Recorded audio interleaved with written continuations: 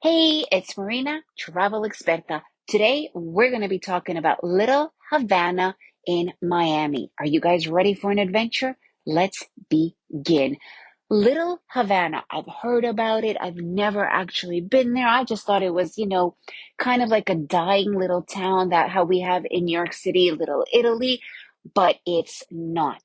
It's not. I came to Miami and one of my friends is really into cigars, like aficionado, really into them, not just a hobbyist. It's something that he's really followed and whatnot. And he wanted to go and get his cigar in Little Havana and enjoy Little Havana. And I was like, I'm coming. I want to check this place out. Did not know what to expect.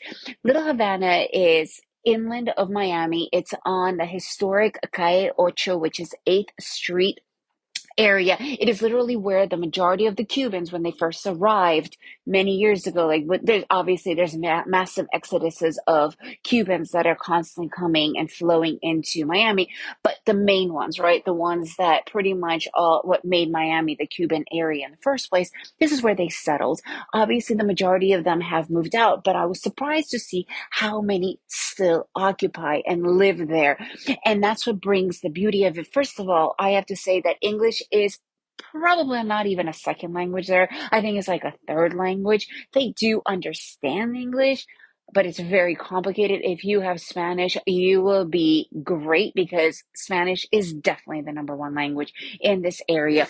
The whole Little Havana is maybe like 5 or 6 blocks all together along Calle Ocho, along 8th Street. And it is so lively, so alive. The restaurants, obviously, the majority of them are Cuban, but you could find quite a lot of different Latino style restaurants and cigar factories.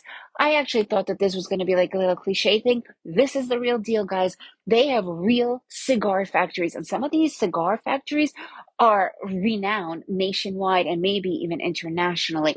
And you could just go watch them roll the cigars right there in front of you, and you could just buy the cigar and sit outside on the street while you're people watching and enjoying a drink and smoking a cigar. So much fun. So recommended. They're like $10 a cigar, but the experience will last forever. Even if you're not a cigar smoker, and I'm not, and I still did that.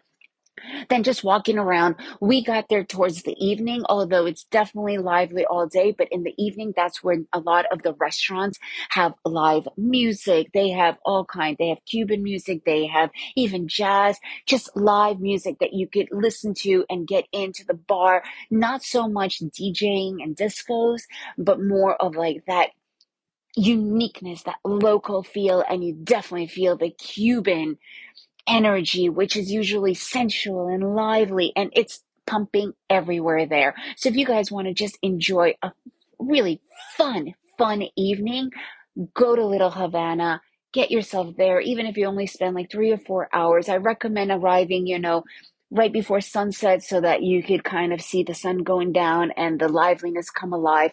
It's amazing. You will not regret it. If you guys want more ideas for Miami or other international places to stay, go to my website, travelexperta.com, travel expert with an A.com, and I'm here to help you with any questions. If you enjoyed this episode, please leave me a review, share it with your friends, and remember to make every day an adventure.